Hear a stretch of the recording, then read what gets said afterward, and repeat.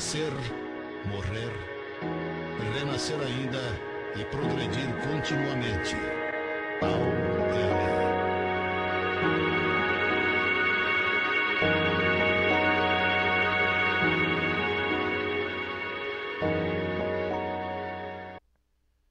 Bem, amigos ouvintes do programa radiofônico A Voz do Espiritismo, através da Rádio Bandeirantes de Araçatuba, São Paulo, e também os amigos do site avozdoespiritismo.com.br.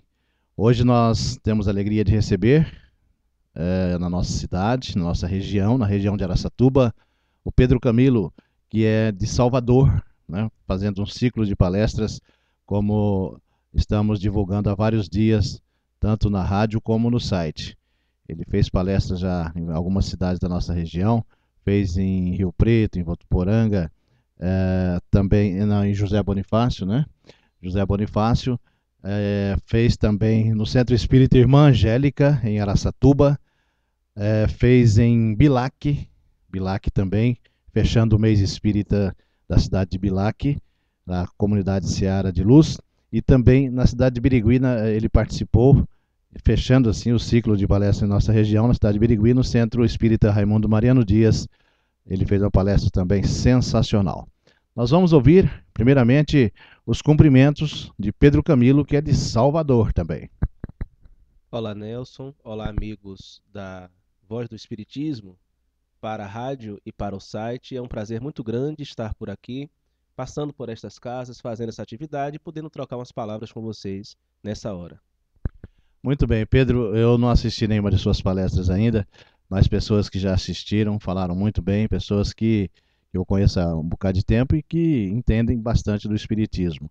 Então eu tenho a certeza que você é um profundo conhecedor do Espiritismo e um divulgador, né, muito importante do movimento espírita. Eu gostaria que você, antes de entrarmos aqui no tema, você falasse um pouquinho sobre as suas atividades, sobre o seu trabalho, você que faz palestras por todo o Brasil.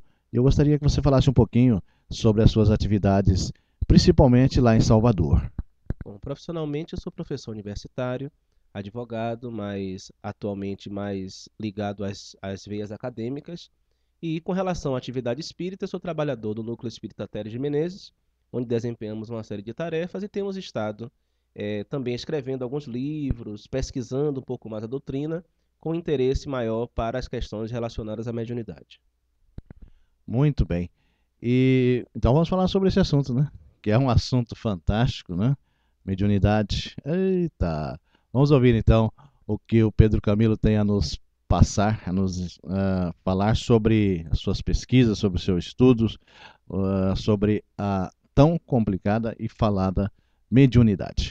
Inicialmente, o interesse pela mediunidade surgiu quando, por volta dos 14, 15 anos, eu me surpreendi médium. Um afloramento mediúnico um pouco mais intenso, que gerou a necessidade de uma frequência às reuniões mediúnicas, das quais eu faço parte desde os 15 anos, portanto. Na sequência, fomos descobrindo uma série de pesquisas, de estudos e até mesmo de vultos na área da mediunidade, e dentre eles descobrimos Ivone do Amaral Pereira, essa médium extraordinária que até os dias de hoje tem as suas obras como referência para nós em matéria de estudo, de seriedade, de compromisso com a mediunidade. E em função dessa atração que a vida da Ivone Pereira exerceu sobre mim, estudamos longamente sua vida até os dias de hoje, o que nos garantiu a publicação de 3 obras.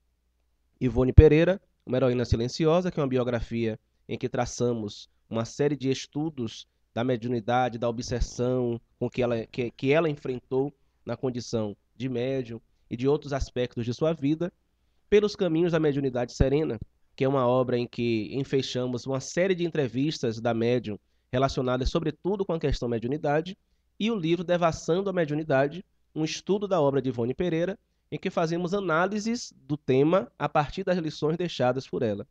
Nessa esteira, recentemente publicamos um livro chamado Mediunidade para Entender e Refletir, que é uma revisita ao livro dos médiuns na perspectiva de resgatarmos alguns conceitos, algumas ideias que lá estão e que infelizmente temos deixado à margem no nosso movimento espírita. Muito bem, você disse então desde os 15 anos, mas não faz muito tempo então não, né? Talvez, considerando que eu tenho 17 anos de prática mediúnica, quase 19 de doutrina, 32 anos de idade, né? Que beleza. Nós estávamos almoçamos no Centro Espírita Evangélica, e você tocou num assunto, nós falamos um pouquinho de cada coisa, né, na hora do almoço, e você tocou no assunto da vidência mediúnica. Eu gostaria que você informasse, você passasse para os nossos ouvintes, para todos que nos acompanham, quanto àquela vidência, a visualização mental de espíritos, que não é uma vidência como comum, né? Como a gente diz, fulano de tal tem vidência, vê espíritos e tal. Você falou de uma forma diferente. Gostaria que você explicasse para a gente. Quem bem fala, inclusive, do assunto é o Hermínio Corrêa de Miranda, no livro Diversidade dos Carismas. Hermínio, inclusive, que nos deixou recentemente, no dia 8 de julho. Hermínio trata da visão diencefálica, aquela visão que se dá na mente e que não se expressa como normalmente nós imaginamos que a vidência se expressa, que é na percepção externa, em que objetivamente vemos um vulto, um indivíduo, uma entidade espiritual posta diante de nós. São quadros mentais que vêm à mente, muitas vezes de forma estanque ou até de forma dinâmica, e que, conforme seja a sensibilidade do médium, guarda uma fidelidade muito grande à realidade, à percepção espiritual. Há muitos médios por aí que têm essa percepção. Nós O que é a forma estanque? Só para não perder o raciocínio, forma estanque. É porque você pode ter uma percepção de um quadro, simplesmente, uma imagem que vem e que não tem vida, não tem movimento, como também é possível que essa percepção tenha uma certa atividade, um certo movimento, o que não deixa de ser uma percepção visual, embora seja mais projetada na caixa mental, digamos assim, na mente do indivíduo, né, na realidade mental da pessoa. Como também processos de audiência, né? O Hermínio chama de visão diencefálica e audição coclear, que é também aquela audição que se dá de forma interna, em que o indivíduo até mesmo parece ouvir uma voz, às vezes a própria voz, às vezes a voz de uma outra pessoa, consegue até distinguir pelo timbre, pelo tom da voz, quem são os espíritos que falam com ele. Mas essa audição não se dá propriamente como se dá a fala de um encarnado com outro encarnado. Hermínio aborda muito bem isso no livro Diversidade dos Carismas, que eu recomendo aos nossos ouvintes. Muito bem. O Pedro Camilo, o que você tem a nos dizer em relação aos trabalhos mediúnicos, de um modo geral, na maioria dos centros, né, de Salvador? Eu creio que nos centros de Salvador, ou de São Paulo, ou do Rio de Janeiro, ou de qualquer parte do Brasil, tem o mesmo perfil, né? Ou você acha que em cada região, em cada estado, tem um perfil diferente a conduta de um trabalho mediúnico? As dificuldades do trabalho mediúnico, Nelson, hoje no movimento são as mesmas. Nós vivemos algumas confusões, algumas perturbações, que são basicamente ditadas pelo nosso distanciamento de Kardec, do distanciamento do Livro dos Médiuns, o que leva a muitos confrades a estarem na prática espírita, na prática mediúnica espírita, um pouco desorientados, sem saberem muito que rumo tomar. É interessante que Ivone Pereira já tinha esse diagnóstico na década de 70. Ela já se queixava da quantidade de dirigentes de grupos espíritas que chegavam até a sua casa, no bairro da Piedade ou do Meia, lá no Rio de Janeiro, para fazer perguntas elementares, que revelava, no fundo, desconhecimento das bases doutrinárias da mediunidade, conforme a perspectiva espírita que está em O Livro dos Médiuns. Então, a falta de conhecimento de O Livro dos Médiuns, de estudo continuado, porque não é suficiente uma leitura superficial ou mesmo um estudo breve de 1 ano ou de 2 anos. É necessário um estudo constante, a reflexão constante em torno do Livro dos Médiuns.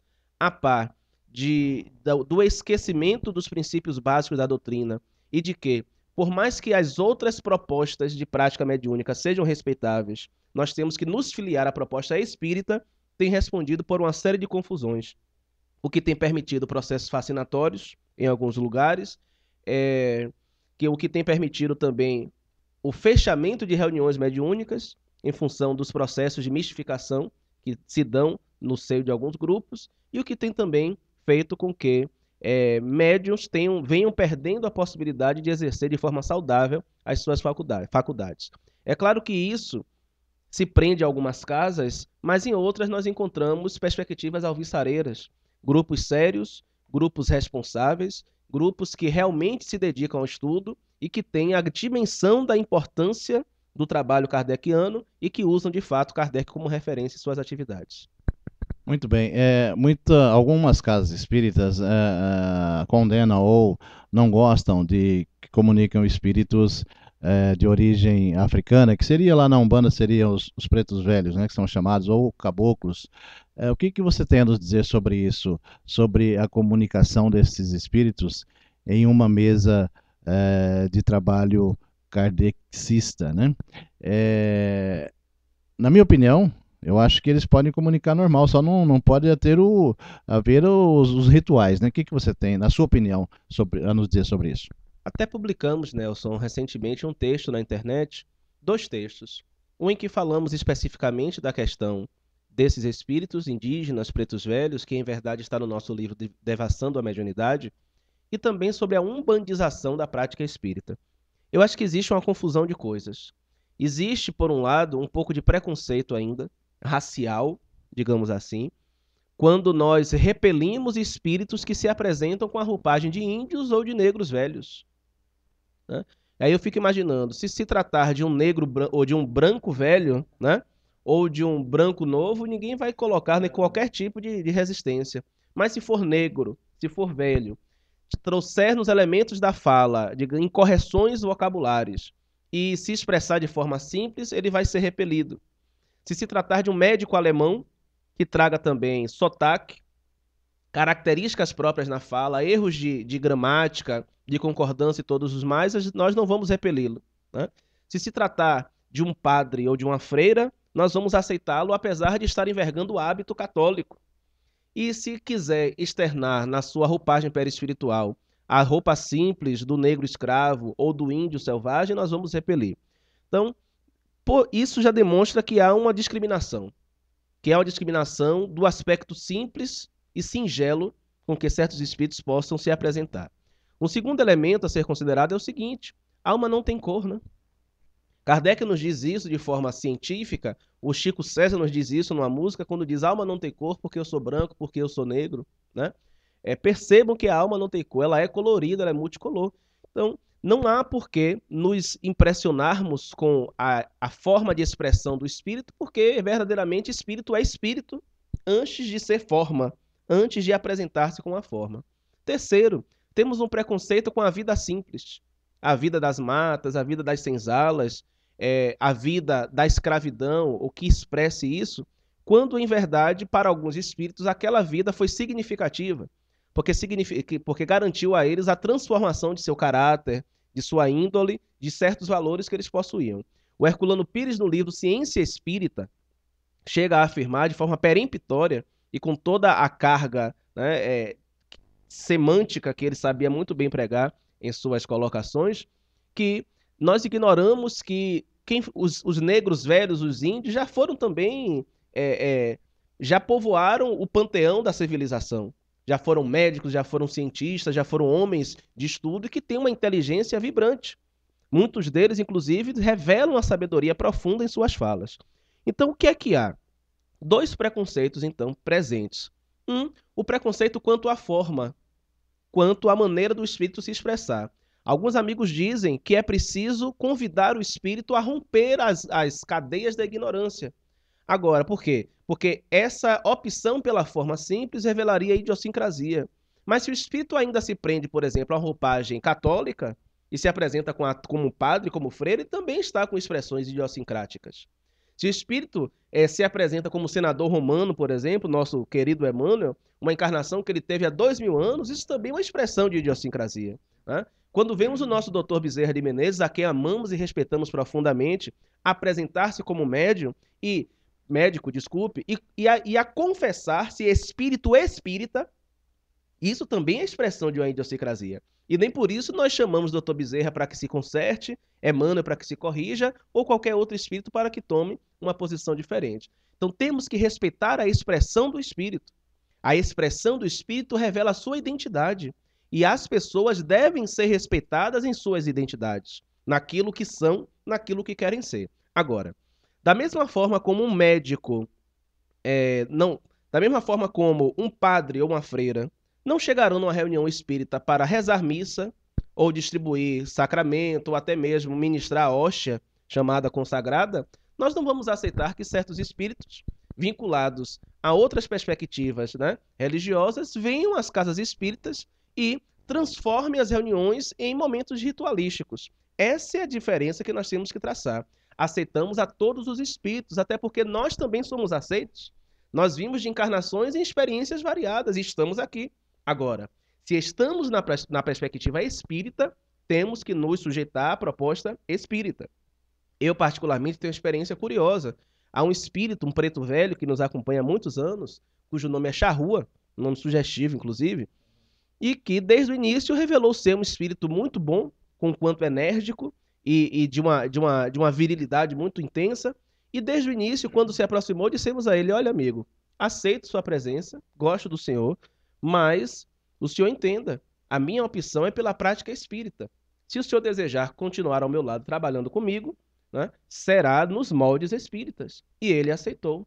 E nunca desrespeitou esse nosso acordo, receitando banhos, ou queima de pólvora, ou o que quer que seja, que são práticas respeitáveis, mas não são práticas espíritas. Então, todos são bem-vindos, desde que aceitem os princípios, as propostas e as regras que o Espiritismo propõe.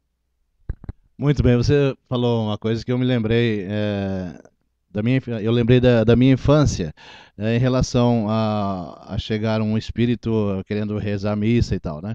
Eu me lembrei, quando eu era criança, não tinha não tinha muito centro espírita assim, então eu fazia reuniões mediúnicas nas residências, né? Então acontecia na residência do meu avô, inclusive, vinham outras pessoas e participavam, eu não sabia nem falar ainda, né? Não faz muito tempo também não, tá?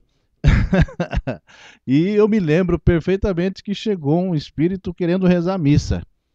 Ele chegou querendo rezar a missa e tal, mas por quê? Porque ele não sabia que havia desencarnado. Pois é, interessante, né?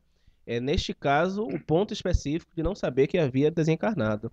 Mas eu já sei de relatos, por exemplo, de um determinado espírito vinculado a um certo médium, me permita não revelar os nomes, cuja primeira manifestação através do médium foi rezando uma missa numa casa espírita, dentro da reunião mediúnica. Então veja, para mim é muito claro, Nelson, se eu desejo uma prática umbandista, eu não tenho por que estar no centro espírita. Eu busco a prática umbandista. Ah, você está diminuindo ou aumentando o valor. Não, não há juízo de valor. Há juízo de opção. Se a minha opção é pela Umbanda, eu tenho que ir para a Umbanda. Se a minha opção é pelo Espiritismo, eu não tenho que ir para a Umbanda tentando transformar a Umbanda em um centro espírita. Eu tenho que buscar um centro espírita. Se a minha opção é pelo catolicismo, eu não vou para o centro espírita transformar os espíritas em católicos, eu vou para a igreja para comungar daquelas práticas. Então, se a opção é pela mediunidade conforme os princípios espíritas, tem de ser feita nessa perspectiva. E os espíritos devem ser chamados a aceitar essa proposta, porque às vezes nós vemos e lidamos com os espíritos de forma diferente, como se fossem seres à parte na criação, e Allan Kardec nos ensina que espíritos são homens sem corpos. E se há homens e homens, há espíritos e espíritos. Não é pelo fato de ser espírito que o indivíduo está suficientemente esclarecido sobre a realidade espiritual. Então, é possível que tenhamos espíritos ao nosso lado que estejam, digamos assim, em condição um pouco inferior à nossa, ou superior à nossa, de modo que temos a aprender e temos a ensinar.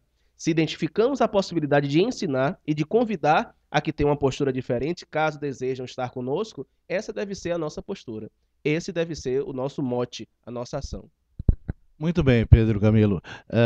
Eu também li um livro, não me lembro agora o título do livro, que ali contava, né, que um espírito, ele participava nos trabalhos de Umbanda como um preto velho, né?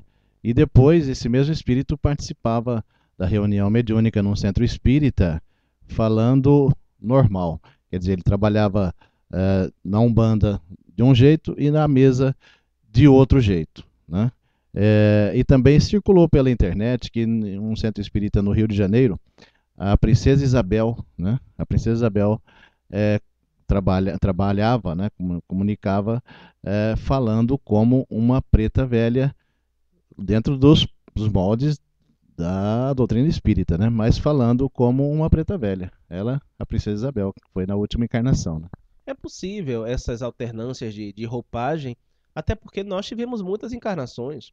Então imaginemos, né, os que nos tenhamos conhecido há 200 anos, numa encarnação entre os maias ou entre os incas, e eu necessite, para trazer um elemento de identidade, evocar aquela existência para ser reconhecido por você.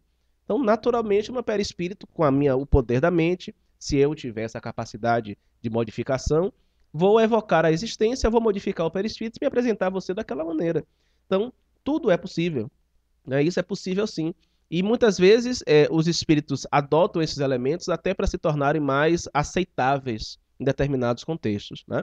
É natural, é possível, e nós, os espíritas, não temos que temer, nem recear dar guarida a esses espíritos, que aparentemente são simplórios, mas que muitas vezes é só uma aparência de simploriedade. São espíritos muito sábios, muito ricos de conhecimento, que têm muito a nos ensinar. Agora, volto a dizer, uma coisa é aceitar os espíritos, indivíduos. Outra coisa é aceitar as suas práticas. Pode ser o espírito que for. O próprio Emmanuel virou para o Chico e disse uma vez, olha, se qualquer dia eu contrariar Kardec em minhas colocações, esqueça a mim e busque Kardec. Ele foi claríssimo. E olha que falamos de Emmanuel, um espírito a quem nós aprendemos a respeitar pela seriedade, pela demonstração de conhecimento que tem. Então pode ser quem for o espírito. Se a nossa proposta é kardeciana, devemos nos apegar a esta proposta e dinamizá-la na prática mediúnica. Mas, volto a dizer, aceitemos os espíritos, as pessoas, sejamos inclusivos no que toca aos indivíduos, mas precisamos ser criteriosos no que toca às práticas. Uma coisa são as pessoas, outra coisa são as práticas, as crenças que elas têm. Muito bem, Pedro. O que você tem a nos dizer? Pelo que me consta, né, existem poucos trabalhos, eu não sei a nível de Brasil, pelo menos aqui em Araçatuba, trabalhos mediúnicos de desobsessão. Eu faço parte do Centro Espírita Benedita Fernandes, que é ligado ao Hospital Psiquiátrico Espírita Benedita Fernandes aqui de Araçatuba. E ali, nos nossos trabalhos, tem um espaço muito grande para espíritos obsessores ferrenhos, né? Não só dos internos do hospital, como de um modo geral, lógico. E comunica espíritos obsessores terríveis. O que você tem a nos dizer em relação a essas casas que muitas, às vezes, acham que não estão em condições ainda, não têm capacidade ainda para encarar trabalhos deste tipo, de desobsessão? Eu confesso, Nelson, que não entendo como nós espíritas, que temos um manancial tão grande de informação, temos o Livro dos Médiuns, temos autores como Hermínio Miranda, como o próprio André Luiz em suas obras, Leon Denis, Herculano Pires, as obras do Filomeno de Miranda, que são muito boas também, como nós não conseguimos perceber que o que há de principal na terapêutica espírita para ser oferecida às pessoas é a terapia desobsessiva. Porque, vejamos, a terapia espírita costuma se assentar em algumas bases: esclarecimento doutrinário através das palestras, passes, água magnetizada ou fluidificada, como se pretenda, atendimento fraterno e tratamento mediúnico através da desobsessão. Esclarecimento doutrinário, palestras, pregações, outras filosofias podem oferecer. As igrejas, de um modo geral, oferecem. Atendimento fraterno, também o aconselhamento de algumas igrejas, até o confessionário na perspectiva católica. Assistencialismo. Exatamente, isso é possível também. Água fluidificada, né? Quantos lugares oferecem água benta ou água ungida, coisas do tipo, na perspectiva de ajudar o indivíduo. Passes, nós temos, por exemplo, igrejas que aplicam jorei, existe o reiki em outros lugares que são oferecidos. Agora, a terapia desobsessiva, o diálogo com os espíritos para demovê-los da situação em que se encontram, é o espiritismo quem oferece. Somos nós que temos condição de oferecer. Então, eu verdadeiramente não entendo como nós, espíritas, fugimos a essa responsabilidade. Ivone Pereira, na década de 70, também já dizia isso, que ela era frontalmente contrária a essa rejeição das casas espíritas em relação ao trabalho de desobsessão. E dizia assim: se Jesus nos disse para ressuscitar os mortos, e faz a ressalva, e obsessores são espíritos mortos no ódio, no desejo de vingança, se nós temos o recurso, se entendemos as relações com os espíritos, se temos pessoas de boa vontade à disposição, por que fugirmos a essa responsabilidade. É claro que entendemos que critérios devem ser observados. É preciso que os grupos sejam harmônicos, que as pessoas guardem entre si um clima de fraternidade, que haja um estudo constante e um esforço para domar suas más inclinações. Agora, isso tudo não faz parte do nosso dia a dia? Nós já não vivemos nessa perspectiva? Então, por que o temor exacerbado? Eu acredito que precisamos rever esta prática. Na Bahia, em várias casas, nós temos práticas desobsessivas. Eu trabalho em desobsessão desde os 17 anos de idade. Estou com 32 anos, são 15 anos de vivência e nunca sofri grandes males, nunca tive... Claro que as dificuldades são naturais, mas as dificuldades, Nelson, elas não são criadas pelos espíritos. Elas podem até ser alimentadas por eles, desde que nós demos condição a isso. Porque o problema do indivíduo é sempre o próprio indivíduo. São as nossas condições morais. Lá em O Evangelho segundo o Espiritismo, a proposta é o quê? Reconhece-se o verdadeiro espírita pela sua transformação moral e pelo esforço que faz para domar as más inclinações. Veja, transformação moral e esforço. Não é uma coisa ou outra. As duas estão conjugadas. A transformação moral se dá quando eu mudo meus valores, minha perspectiva de vida e assumo uma nova realidade. E o esforço é constante porque não há santos. Não há pessoas que possam dizer, estou acima do bem e do mal. Todos estamos a caminho. E ter um pouco mais de confiança em si, em suas possibilidades e nos espíritos. Porque nesses 15 anos de prática da desobsessão, de estudo, de vivência, o que é que nós percebemos? Percebemos que existe, as pessoas têm muito medo na desobsessão de topar com espíritos muito ferozes, muito difíceis, mas esse receio é desnecessário porque quando temos uma equipe espiritual de confiança, e precisamos testá-la também, nos sentir seguros com ela, os espíritos dosam a natureza dos espíritos que vão ser trazidos para a comunicação. Os espíritos graduam essas comunicações para que não haja grandes efeitos, grandes traumas. O que é que nos resta? O que é que nos falta? Estudo. Nos falta coragem. Em O Livro dos Médiuns, Kardec fala da evocação de espíritos maus, capítulo chamado Das Evocações. Ele diz assim, que nós podemos evocar os espíritos maus quando o nosso interesse é o de instruí-los, o de auxiliá-los. Apresenta critérios, como nós falamos. E o que é a desobsessão? Se não a evocação de espíritos maus, e a palavra não é minha, é de Kardec, porque os politicamente corretos podem dizer, né? Não, mas não pode chamar de espírito mau, vai dizer para Kardec. Foi ele quem chamou. E aí, nós não podemos perder essa oportunidade. Ivone Pereira chega a dizer que desobsessão deveria se constituir verdadeira especialidade entre os estudiosos da doutrina, ou seja, ela propõe que haja pessoas e grupos que se especializem naquilo. E, infelizmente, isso nós não vemos na atualidade. Quantos casos de perseguição espiritual que poderiam não precisar parar no sanatório e que acabam indo parar lá por conta da nossa inabilidade e a falta de coragem para enfrentar essa realidade. Volto a dizer, claro que existem critérios. Nós temos autores como o próprio Kardec, Hermínio Miranda em Diálogo com as Sombras, que fala muito bem da problemática, Filomeno de Miranda em seus livros, Ivone Pereira também em seu trabalho, e há um livro da Ivone chamado Dramas da Obsessão, que é um ícone no que toca a temática de desobsessão. Mas, se nós temos discernimento, boa vontade e, acima de tudo, devoção, por que fugir ao trabalho? Não estamos preparados? Nos preparemos. Ninguém se lança na vida preparado.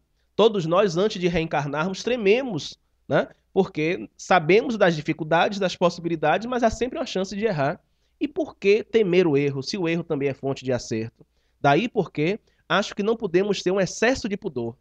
Temos que ter um excesso de cuidado, um excesso de atenção, mas também um excesso de coragem. Porque coragem não faz mal a ninguém, né?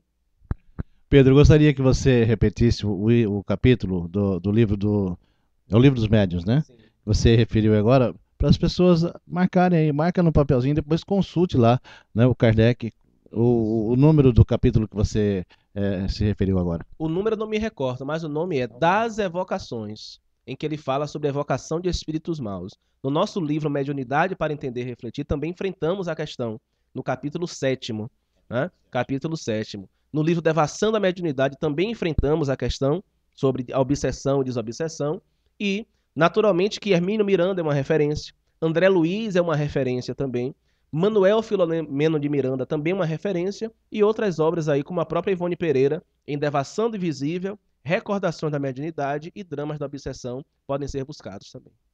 Ô Pedro, repete pra gente, porque principalmente no rádio, tem várias pessoas que às vezes têm o raciocínio um pouco mais lento, de repente até pela idade, né? Às vezes a pessoa quer marcar o título para comprar, para adquirir, para ler. Repete para nós os nomes dos seus livros voltados a esse assunto, principalmente. Pronto.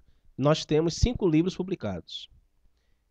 Ivone Pereira, Uma Heroína Silenciosa, Pelos Caminhos da Mediunidade Serena, Devassando a Mediunidade. As 3 obras giram em torno da Ivone Pereira.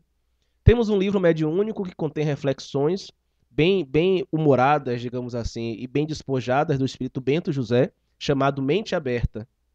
E temos um livro recente que se chama Mediunidade para Entender e Refletir, que é um estudo de O Livro dos Médiuns. Estamos na perspectiva de, até o mês de outubro, novembro, em parceria com Rita Folker, a nossa confreira aqui do estado, publicar um livro chamado ABC da Prática Mediúnica. É porque a Rita Falk é voltada à leitura infantil, né? Também. Agora, aí no caso, já dá uma mesclada aí, né? Muito boa, né? Na verdade, a Rita, porque a Rita é muito discreta, né? É uma pessoa super discreta. A Rita, ela tem uma mediunidade psicográfica muito produtiva. Ela publicou livros ditados pelo espírito Calunga, consequente, curiosamente, um preto velho, né? De muita sabedoria. Livros que são muito interessantes, muito ricos de informação. A Rita também já publicou romances, como Ternura e Desejo, recentemente pela La Chatre, e os livros infantis são mais conhecidos. E nós, como temos uma relação de amizade muito boa, descobrimos que ela tinha alguns textos mediúnicos do espírito Gilberto, né, que trata de questões básicas da prática mediúnica. E aí fizemos uma proposta de desafio a ela. Vamos fazer uma parceria para juntos, a partir dessas mensagens, elaborar um livro que sirva para orientar as pessoas nos passos iniciais da prática mediúnica. E aí surgiu o projeto ABC da prática mediúnica, que em breve nós teremos aí à disposição. Pedro Camilo, né? Gente, eu gostaria de conversar muito mais com você, mas no rádio, no site a gente pode, né? Mas no rádio tem o tempo limite. Eu gostaria que você concluísse o tema, tá? E depois da conclusão do tema, eu vou pedir para que você faça a prece de encerramento, tá? Do nosso programa de hoje. Só dizer que nós precisamos cada vez mais resgatar a dignidade da mediunidade. A mediunidade tem sido muito enxovalhada no nosso movimento espírita por falta de estudo, por falta de compreensão, porque muitas vezes nós mesmos, os médiuns, não a colocamos no lugar em que ela deve estar. Damos mais importância a outras atividades que são meritórias, que são respeitáveis, mas a mediunidade, o espiritismo é o que é graças à mediunidade. A relação com os espíritos é o que sustenta a doutrina espírita e as casas espíritas. E nós não podemos descuidar da prática mediúnica. Então, que tenhamos mais responsabilidade, mais atenção, que respeitemos os médiuns. De que maneira? Compreendendo que estar na condição de médium, principalmente de médiuns que ganham notoriedade pública, não é fácil. As interferências, as influências, as pressões são muito grandes. Temos que compreender que médiuns são pessoas que erram. Muitas vezes surpreendemos um médium cometendo erro e queremos crucificá-lo, esquecidos de que médium também é gente.